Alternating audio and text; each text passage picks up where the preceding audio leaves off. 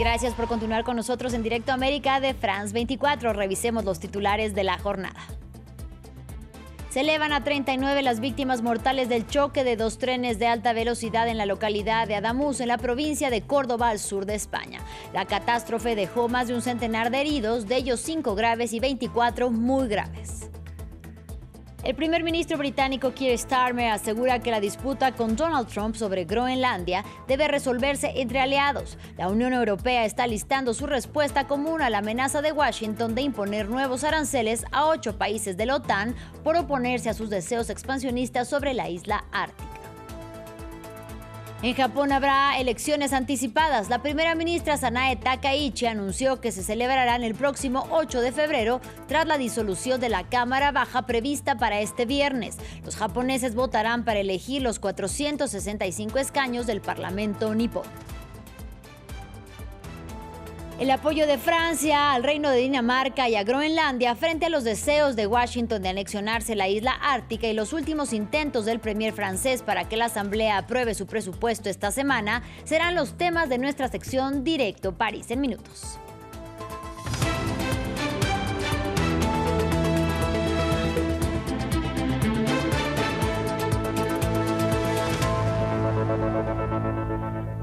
Iniciamos en España. Las víctimas mortales del choque de dos trenes de alta velocidad en la localidad de Adamuz, en la provincia de Córdoba, al sur de España, se elevan a 39 según el balance comunicado este lunes por las autoridades. La catástrofe dejó más de un centenar de heridos, de ellos 5 graves y unos 24 muy graves. Según el ministro de Transporte, Óscar Puente, la cifra de muertos podría seguir en aumento y el presidente del gobierno español, Pedro Sánchez, llegará hoy a la zona del siniestro.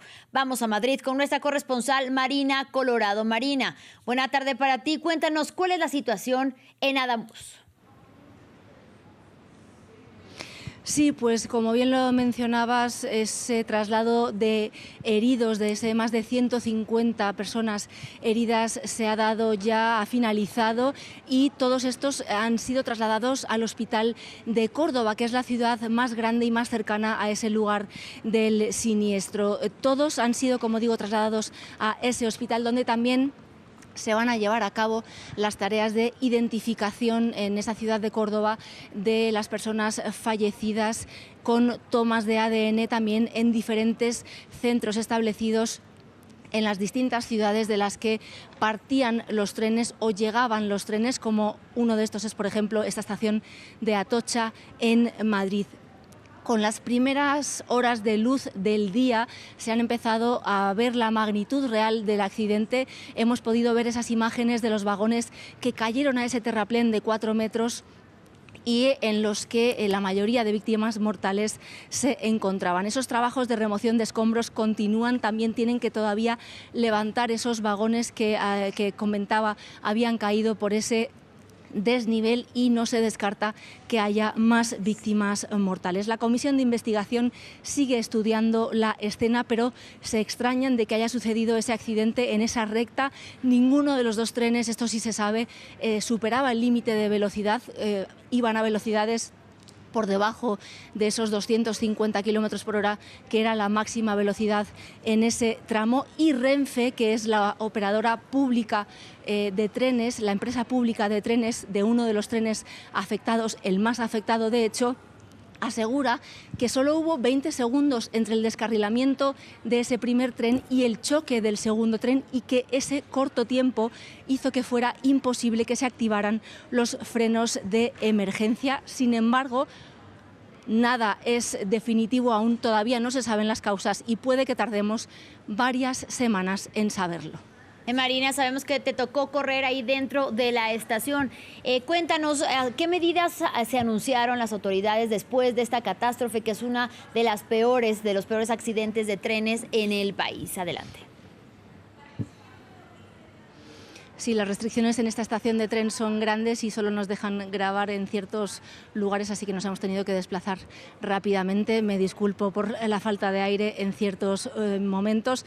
El ministro de Transportes de España, Óscar Puente, está desde horas de la madrugada ya presente en el lugar de los hechos y, como bien mencionabas, el presidente del Gobierno, Pedro Sánchez, estaba desplazándose. Parece ser que ya ha llegado y que en unos minutos dará una rueda de prensa. También se conoce que los reyes de España se desplazarán mañana al lugar de los hechos para estar con las familias, estar con los afectados, con los heridos y, aunque no ha sido declarado oficialmente, parece que van a ser 3 días de luto nacional en España. También estamos en periodo de elecciones regionales en España y por ahora lo que ha sucedido es que se han cancelado los actos de campaña electoral, todos los partidos excepto el de ultraderecha Vox, que ha mantenido su agenda. En cuanto a reacciones extranjeras, han llegado condolencias de los líderes de varios países de la Unión Europea, de Francia, de Italia. Recordemos que uno de los trenes afectados, ese primero que descarriló, es de la compañía Irio, que es italiana.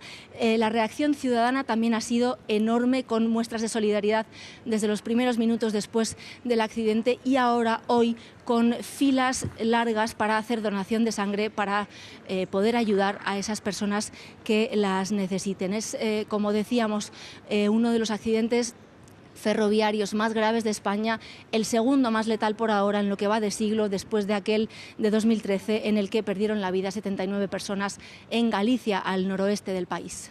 Gracias, Marina, por correr y también por informarnos desde que se conoció sobre la tragedia la noche de ayer. Gracias. Y continuamos en la península ibérica. Portugal llegó por primera vez desde 1986 a una segunda vuelta electoral y lo hizo de la mano del socialismo y la ultraderecha. Tras una jornada de votaciones en el país, el izquierdista Antonio José Seguro logró el 31% de los votos, seguido por el ultraderechista André Ventura, quien obtuvo el 23,5% de los sufragios. Ambos aspirantes buscarán el cargo de jefe de Estado el próximo 8 de febrero para estar al frente del Palacio de Belém, en medio de un panorama político fragmentado. Diego Bassani nos trae los detalles. La izquierda y la ultraderecha disputarán la presidencia de Portugal. Este domingo se celebró la primera vuelta de las elecciones en el país luso. Con el 99% de los votos escrutados, el candidato del Partido Socialista, Antonio José Seguro, obtuvo el 31% de los votos tras centrar su campaña en la defensa del sistema de salud pública. Invito a todos los demócratas, progresistas y humanistas que se unan a nosotros para que unidos derrotemos el extremismo y a quien siembra el odio y la división entre los portugueses. La segunda candidatura más votada fue la de André Ventura, quien logró el 23% de los sufragios. El líder político del partido ultraderechista Chega aspira a llegar al cargo con la premisa de impulsar leyes que restrinjan la inmigración en el país. Lo que yo os quiero pedir ahora a todos es confíen en mí. Lo que quiero pedirles ahora es que confíen en mí para un cambio seguro que se pueda hacer en Portugal, pero no en Antonio José Seguro. Confíen en un cambio que puede no ser socialista y realmente diferente por primera vez. Me dirijo al país profundo que no quiere retroceder. No quiero voltar atrás. Por su parte, el primer ministro Luis Montenegro, que pertenece al Partido Socialdemócrata, no ha hecho público su apoyo a ninguno de los dos candidatos. En Portugal, la figura del presidente es simbólica. El jefe de Estado no es quien tiene el poder sobre el Ejecutivo. Sin embargo, el jefe de Estado cuenta con la potestad de convocar a elecciones y disolver el Parlamento. La segunda vuelta de las elecciones se celebrará el 8 de febrero y será la primera vez que los portugueses tengan que votar en una segunda ronda para escoger a su presidente desde 1986. En otros temas, desde el número 10 de Downing Street, Keir Starmer asegura que la disputa con Donald Trump sobre Groenlandia debe resolverse entre aliados. El primer ministro británico reiteró que la amenaza del mandatario estadounidense de imponer un 10% de aranceles a 8 países europeos miembros de la OTAN, y esto por oponerse a sus deseos expansionistas sobre la isla ártica, es un error.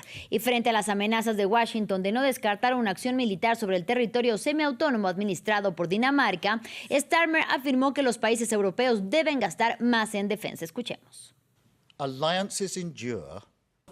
Las alianzas perduran porque se basan en el respeto y la colaboración, no en la presión. Por eso dije que el uso de aranceles contra los aliados es completamente erróneo. No es la forma adecuada de resolver las diferencias dentro de una alianza, ni tampoco es útil presentar los esfuerzos para fortalecer la seguridad de Groenlandia como justificación para ejercer presión económica.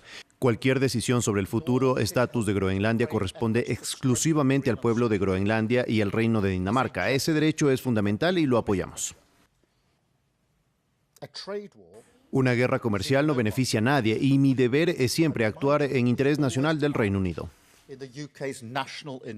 Mientras tanto, el viejo continente intenta hacer frente a las amenazas arancelarias de Donald Trump por apoyar a Dinamarca y al pueblo groenlandés. La presidenta de la Comisión Europea, Ursula von der Leyen, afirmó que la Unión Europea y el Reino Unido se mantienen firmes en su compromiso de defender la soberanía de la isla ártica. Desde Bruselas, líderes europeos preparan una respuesta conjunta. Ampliamos a continuación. Ante los aranceles aduaneros estadounidenses, la Unión Europea muestra su unidad. Tras una reunión de emergencia de los embajadores europeos, Bruselas anunció una cumbre extraordinaria de los líderes de los 27 en los próximos días. La UE prepara medidas de represalias si la amenaza de aranceles adicionales del 10% se lleva a cabo el 1 de febrero. También podría reactivar las medidas de represalia tomadas contra Washington el pasado mes de agosto, que afectan a 93.000 millones de euros en importaciones estadounidenses. El bloque franco-alemán se muestra preparado. Alemania y Francia están unidas y no cederán al chantaje. Habrá una respuesta europea unida y firme y actualmente estamos preparando contramedidas coordinadas con nuestros socios europeos. Estas medidas se están implementando en caso de que el presidente Trump mantenga su amenaza de imponer aranceles. Donald Trump quiere tomar el control de Groenlandia, territorio autónomo administrado por Dinamarca. Ante la oposición europea, sacó su arma favorita, los aranceles, contra 8 países europeos, entre ellos Francia, Alemania, Dinamarca y el Reino Unido. En Estados Unidos, la administración Trump intenta justificar su interés por Groenlandia, una ambición rechazada por el 86% de los estadounidenses. Creo que los europeos comprenderán que es mejor para Groenlandia, mejor para Europa y mejor para Estados Unidos. Las conversaciones deberían continuar en el Foro Económico de Davos, que comienza este lunes y al que asistirá una importante delegación estadounidense. En medio de tensiones geopolíticas, países en guerra, crisis climática y una guerra comercial lanzada desde la Casa Blanca, arranca este lunes en Davos el Foro Económico Mundial. El lema de este año es espíritu de diálogo y se espera esté marcado por la tensión entre Estados Unidos y Europa por los deseos expansionistas de Donald Trump de anexionarse Groenlandia. La cita también llega después de los ataques de Washington contra territorio venezolano y la captura del depuesto presidente Nicolás Maduro, y coincide con el aniversario del primer año del segundo mandato de Donald Trump. Y justamente en el marco del primer año de Donald Trump en la Casa Blanca, la redacción de France 24 alistó una serie de reportajes especiales. Hoy nos enfocamos sobre la política migratoria del presidente estadounidense. Alligator Alcatraz es el reflejo del endurecimiento sin precedentes de estas medidas y se ha convertido en el epicentro de denuncias por abusos y falta de garantías a los migrantes. Activistas y familiares se organizan para visibilizar lo que califican como un sistema opaco y abusivo que no piensan dejar en el olvido. La historia es de nuestro corresponsal en Miami, Anthony Belchi. El centro de detención Alligator Alcatraz en Florida se ha convertido en el símbolo más crudo del endurecimiento de las políticas antiinmigrantes desde el regreso de Donald Trump a la Casa Blanca. Allí está detenido Michael, el esposo de Roxana, que llevaba más de 20 años en Estados Unidos con permiso para vivir y trabajar. Afuera, ella enfrenta la incertidumbre sola con su bebé. Él desde adentro me dice, mi vida, yo sé que voy a salir y que vamos a estar juntos y que vamos a estar para el cumpleaños del bebé que cumple 1 año ahora en enero. Es duro. Hola, ¿cómo es tu nombre? Desde que se puso en marcha Alligator Alcatraz, activistas como María han denunciado graves irregularidades, aseguran que los migrantes viven en condiciones precarias y sobre todo sin acceso al debido proceso porque oficialmente no es un centro federal de detención. Es un centro de detención clandestino donde se cometen violaciones a los derechos humanos y nadie tiene acceso a poder saber exactamente qué es lo que está sucediendo en el medio de los Everglades. Ante este vacío legal, María y otros activistas se movilizan para ayudar a las familias que esperan a las afueras de las oficinas de inmigración. Desde aquí los migrantes son trasladados a Alligator Alcatraz. No aparecen en listas porque ese no es un centro federal.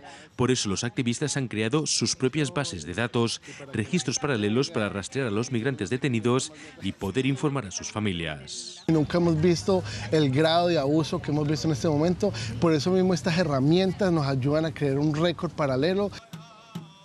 Para evitar que lo que ocurre aquí no caiga en el olvido, cada semana se organizan protestas a las afueras de Alligator Alcatraz. De no tomar en cuenta los derechos humanos para nada, se me hace que tenemos que alzar aún más la voz, porque está llegando a un nivel que es insoportable. Dicen que no van a rendirse, continuarán protestando. Para ellos, Alligator Alcatraz es el centro de la vergüenza y seguirán luchando hasta verlo cerrar. Ahora vamos a Asia. En Japón habrá elecciones anticipadas. La primera ministra Sanae Takaichi anunció que se celebrarán el próximo 8 de febrero tras la disolución de la Cámara Baja que está prevista para este viernes 23 de enero. Los japoneses votarán para elegir los 465 escaños parlamentarios en Japón. Actualmente la primera ministra es la líder del Partido Liberal Democrático, que no cuenta con mayoría ni en la Cámara Alta ni en la Cámara Baja. Además, en las últimas elecciones a la Cámara Baja, solicitamos el veredicto del pueblo basándonos en la premisa de un gobierno de coalición entre el PLD y Komeito. Ahora la estructura de la coalición gubernamental ha cambiado. Precisamente por esta razón he optado por confrontar directamente la voluntad del pueblo en lugar de actuar según la conveniencia de la clase política. Cerramos con fútbol y las celebraciones en Senegal, quien se coronó el domingo campeón de la Copa Africana de Naciones después de una épica final contra Marruecos. A los Leones de la Teranga los árbitros les anularon un gol, les pitaron un penalti en contra en el último minuto y esto provocó la salida de la cancha de los jugadores senegaleses. Después de 20 minutos de confusión volvieron a jugar. Marruecos falló el penal y finalmente en el tiempo extra Pape Gueye le dio el triunfo a Senegal. Esto provocó gritos y escenas de felicidad en Dakar, la capital senegalesa. Y estamos ya, es momento de Directo París. El presidente francés Emmanuel Macron organiza este lunes una reunión de crisis con el Consejo de Defensa y de Seguridad Nacional que estará centrada en la crisis provocada por las amenazas de Donald Trump de imponer aranceles a Francia y a otros países europeos por su apoyo a Groenlandia. Para ello vamos a París con nuestra periodista Erika Olavarría. Erika, muy buena tarde para ti. Cuéntanos cuál es la respuesta de Emmanuel Macron a Donald Trump.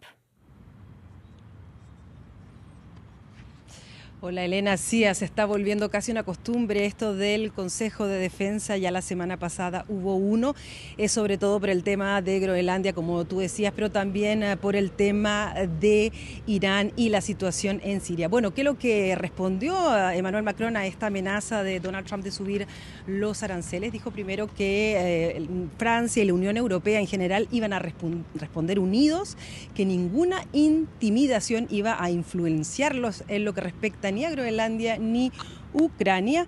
Y bueno, como decía yo, que responderá unida, y para eso Emmanuel Macron ha pedido que se ponga en práctica el mecanismo de coerción. Esta es una medida de la Unión Europea de represalias económicas. Fue creado este sistema en el año 2023 para China, recordemos la guerra comercial que tenía este país, pero nunca ha sido aplicado. ¿En qué consiste? Básicamente impedir primero las importaciones de un país justamente que presiona, en este caso sería los Estados Unidos, prohibición también de la actividad de las empresas de ese país en suelo europeo y también privarle del acceso al mercado europeo. Pero es una medida complicada que no estaría lista de todas maneras de aquí al 1 de febrero, que es cuando deberían comenzar a regir esos nuevos aranceles, según Donald Trump. ¿Por qué? Porque requiere que lo apruebe primero el Consejo Europeo, un 55% de los países de la Unión Europea, y que tengan la población, un 55% de la población europea. También tiene que haber una comisión investigadora y antes de todo eso tiene que haber pasado una etapa de mediación entre la Unión Europea y el país que está supuestamente ejerciendo esta coerción, así que parece complicado que ello ocurra. Por otra parte, Eric, en otros temas, el primer ministro Sébastien Lecornu anunció nuevas medidas presupuestarias para intentar así convencer a los socialistas de no censurarlo en la Asamblea Nacional. ¿Qué viene? Sí, efectivamente, en este culebrón de lo que es aprobar el presupuesto de la Nación en Francia, el viernes habíamos quedado en que Lecornu iba a hablar al país y suponíamos que iba a decir si elegía un 49-3, es decir, aprobar por decreto el presupuesto o la ordenanza, que es un poco lo mismo. Todo eso sin discusión parlamentaria, solo que, ojo, la ordenanza, como lo dijimos el día viernes, hace que el presupuesto que se aprueba, aunque el gobierno caiga, que es lo más probable que ocurra si hay estos dos tipos de medidas, pues son impopulares. La ordenanza permite que ese presupuesto aprobado se mantenga aunque caiga el gobierno. Lo que quiere el gobierno justamente es no caer y para eso anda buscando ese acuerdo de no censura y como ya lo obtuvo en otras ocasiones, espera que ese apoyo venga del Partido Socialista. Entonces el viernes Lecornu no dijo qué método iba a usar, sino que hizo unos anuncios que obviamente le caen bien al Partido Socialista. Son anuncios que tienen que ver con el poder adquisitivo, con los estudiantes, una prima a la actividad, una ayuda para la actividad de 50 euros a los hogares más pobres, que son 3 millones de hogares en Francia, medidas para la vivienda. Ahora lo que está viendo el gobierno y los políticos es cómo se va a financiar eso. El Partido Socialista querría, ¿no es cierto?, que sea a través de más impuestos a los ricos, como ha insistido durante todo este tiempo. Durante la discusión de este proyecto de presupuesto, el gobierno, en todo caso, con el apoyo de la derecha, habían bajado el oficialismo y la derecha habían votado para que se bajara incluso esos impuestos que pagan los más ricos, pues por allí tendría que venir la financiación. El Partido Socialista dice que está dispuesto a no censurar siempre y cuando el financiamiento de esas medidas no se haga de espaldas a los franceses. Así que vamos a ver si lo consigue, en todo caso, después de un consejo de gabinete que habrá hoy a las 4 de la tarde. El primer ministro va a volver a dar un mensaje, esta vez para decir si 49-3 u ordenanza. Ahí veremos entonces cómo habrá funcionado esta búsqueda de apoyo de los socialistas para salvar nuevamente al gobierno de Lecornu. Claro que sí, pendientes, Erika Olavarría, como siempre, gracias por tu reporte desde París. Ahora vamos con Enfoco. Italia se prepara para albergar los Juegos Olímpicos de Invierno conocidos como Milán Cortina 2026. El evento, que se celebra en 4 regiones del país, ofrece una oportunidad para mostrar a esta nación europea al mundo. Sin embargo, a menos de 3 semanas de la llegada de la antorcha olímpica, los organizadores se enfrentan a serios desafíos y aumentan las críticas por el impacto ambiental de estos Juegos. Esta es la historia. En el norte de Italia, la ciudad de Cortina d'Ampezzo está en plena efervescencia. Anidado en el corazón de los Dolomitas, este centro alpino acogerá algunos de los futuros eventos de los Juegos Olímpicos de Invierno. Las empresas encargadas de construir las infraestructuras libran una carrera contrarreloj para terminar las obras antes del inicio de los Juegos. Antes de finales de enero, todo estará listo. Cumpliremos el plazo. Nuestra misión es construir 98 estructuras. Dejaremos 51 como parte del legado y 47 complejos deportivos, de los cuales 31 se utilizarán para los Juegos de Invierno.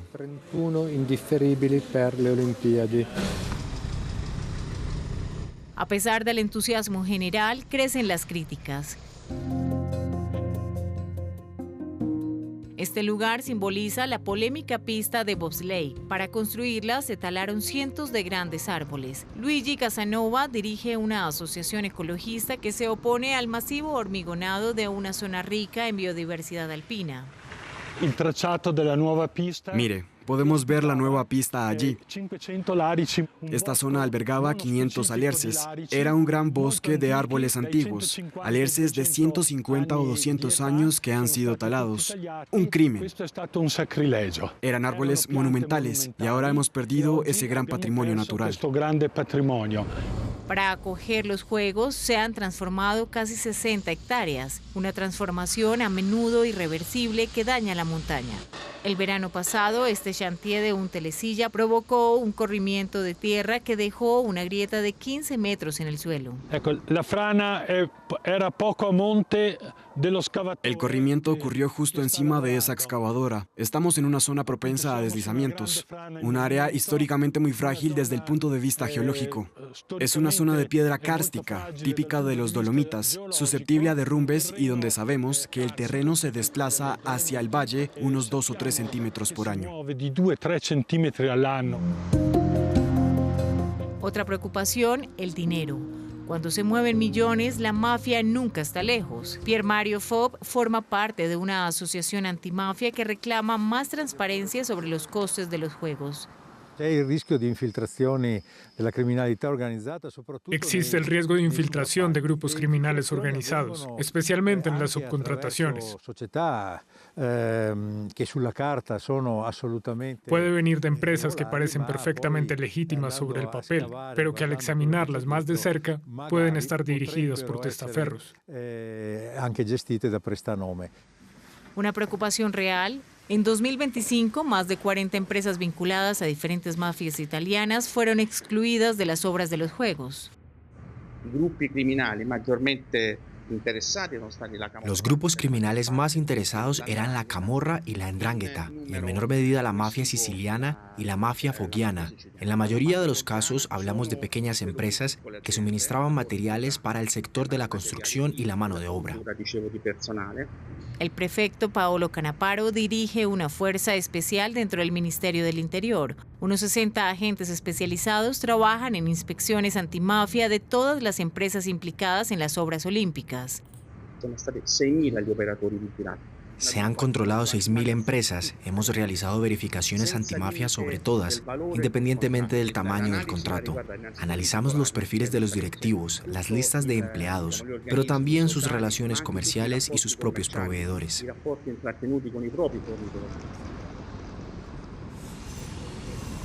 El trabajo continuará mucho después de los Juegos, ya que los proyectos asociados se prolongarán hasta 2033 para transformar los lugares y desarrollar conexiones de transporte. Los activistas señalan problemas a largo plazo. Se construirán muchas estructuras innecesarias. Este tipo de evento provoca un aumento del turismo de masas en la montaña y sabemos que eso es absolutamente incompatible con la sostenibilidad de estas áreas y con quienes viven aquí. A pesar de las críticas, las autoridades locales de Cortina muestran entusiasmo por el impacto económico de los Juegos. Las infraestructuras de los Juegos Olímpicos dejarán un legado importante. Desde el punto de vista económico, toda la región se beneficia de un aumento del PIB gracias al trabajo y los empleos creados. En los 2 años posteriores a los Juegos, todo el sector hotelero será renovado. La ceremonia de apertura de los Juegos Olímpicos de Invierno de 2026 tendrá lugar en Milán el 6 de febrero. Momento de una pausa, pero en breve regresamos con más información.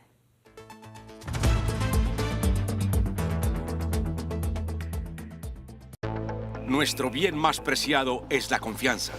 France 24, Radio Francia Internacional y Monte Carlo Dualilla trabajan a diario en todo el mundo para ofrecerle una información libre, independiente, verificada y equilibrada que lucha contra la manipulación en 21 idiomas. France Media Monde ha obtenido el sello Journalism Trust Initiative, que certifica el profesionalismo y fiabilidad de nuestros medios de información internacionales, con una puntuación de 100%.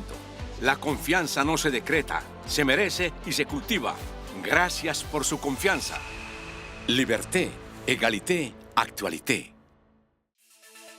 Desde 2006, en francés, inglés, árabe y español, las principales personalidades del mundo nos han concedido entrevistas exclusivas. Líderes mundiales nos han compartido su visión de mundo. Vous avez 142 pays qui ont signé la Déclaration de New York. Artistas y creadores nos inspiran con su trabajo y sus ideas. Intelectuales e innovadores nos cuentan cómo dan forma a nuestro futuro. Las grandes personalidades están en France 24. Liberté, égalité, actualité.